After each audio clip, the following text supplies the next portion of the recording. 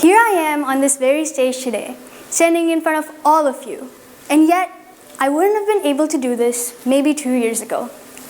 Not because I was younger, but because my mind would simply not let me.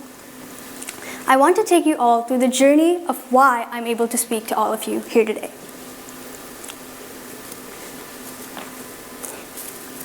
So my dear friend Drake once said, "Don't worry about fitting in when you're born to be custom made." And this is exactly what I learned. I was born in India, and my childhood was one of a typical kid. I would eat, study, play, sleep, repeat. Same thing every day. I was also always an exemplary student. I always got straight A's and was liked by teachers. Everyone was quite sure I'd either be a scientist or a chemist. But my physics grade right now says otherwise. And the thing that stood out most about me was that I loved to speak. By that, I mean I'd never shut up. I am Sanchi, and I am 6 years old. My first teeth is fallen, and Tooth Fairy gave me a gift. That gift name is Pottery Wheels. Thank you. That video is way longer, by the way. It's my key to a good night's sleep. So because of this passion for speaking, it also meant I got opportunities to MC at events at my school or even outside. And in other words, I just love to speak. But then this all changed when at the age of 10, I moved to the US. I used to go to a school in Waukegan, and my mom used to pack an Indian lunch for me every single day. And on the very first day, someone asked me, "Hey Sanchi, what's that?" And before I could answer her, her friend proceeded to say, "It's Indian food. No offense, but Indian food is literally disgusting." And when someone says no offense, do they really mean no offense? So I was hurt. I took it as a personal attack. The other thing was that I did not have an American accent yet. And it isn't a bad thing, but I was too afraid. I felt separated. And the mental barrier in my head that was created due to this made me stop talking. I would talk when I had to, yeah, but I wouldn't contribute to group projects or make any friends. I would be sitting like this in the corner during recess or lunch. Now, fast forward to 7th grade, COVID-19, the pandemic. Let me get a raise of hand of how many people were on their phone or running behind their kids instead of actually focusing on their work or on their meetings. A lot of you, and that was the case for almost everyone. But my mentality was that I've been a really good student, and I wanted to continue that. So I was a tryhard. Now, what's a tryhard? Someone who tries way too hard on things that don't really matter, something that's too pointless. Let me give you an example. My PE teacher used to give us mindfulness exercises, and I used to do them while no one else did.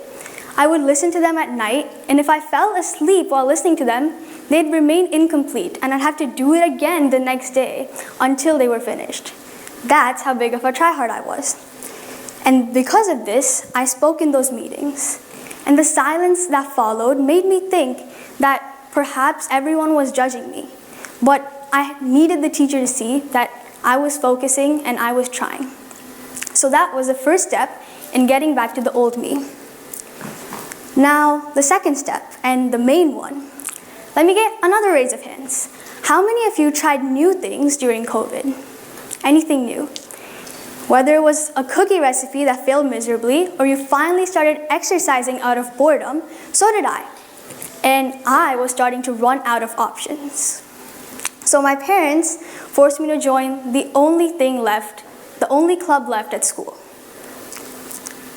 Debate. My worst enemy, my worst nightmare.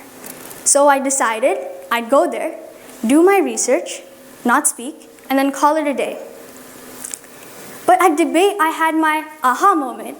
I realized that so many people were speaking, saying and every 2 words, and using evidence to support the wrong side. But they didn't care, so why should I? And I stuck with that feeling for a few days. Then I asked myself, what's the worst that could happen if I spoke? Maybe everyone would think that I'm terrible at everything, make a meme of me, post it on the internet, and no one would ever talk to me ever again.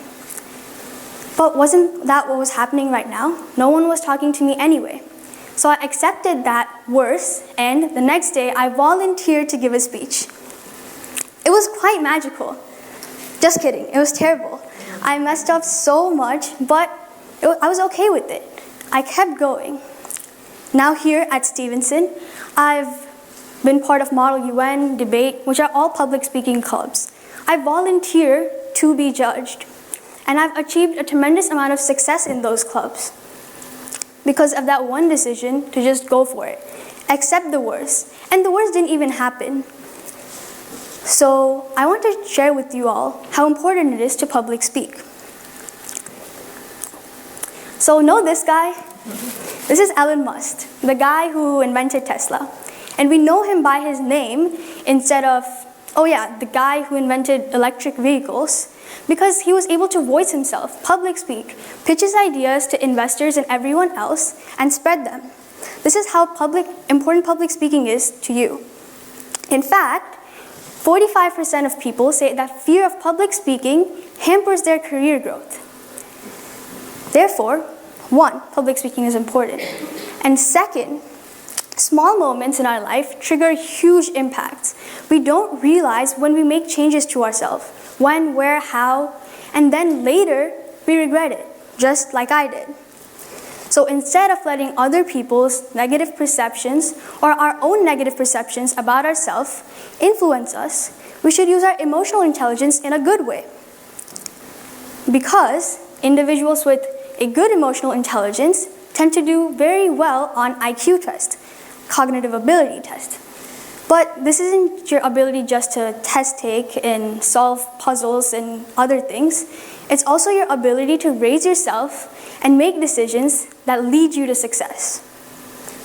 So instead of letting those small moments trigger you, you should be aware and realize how they affect you. And then make those decisions that would raise you to your fullest potential and your success. So listening to Drake's song, I listened to it too late, but I've told you it and you've listened to it now. So before it's too late, make the decisions that you need to raise yourself to your fullest potential. Ask yourself, what's the worst that can happen if I did something? Accept it, and then go for it. Thank you.